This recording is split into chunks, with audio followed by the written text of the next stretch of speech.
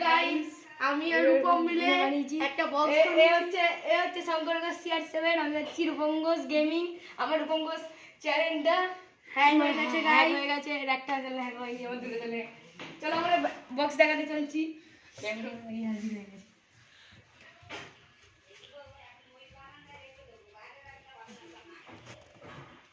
guys আমাদের box on হয়ে গেছে আমাদের কাছে এখন ব্লুটুথ নেই বলে আমরা এখন রেডিওতে কাজ চালাচ্ছি ফোন নেই বলে গাইস বন্ধ হয়ে গেছে গাইস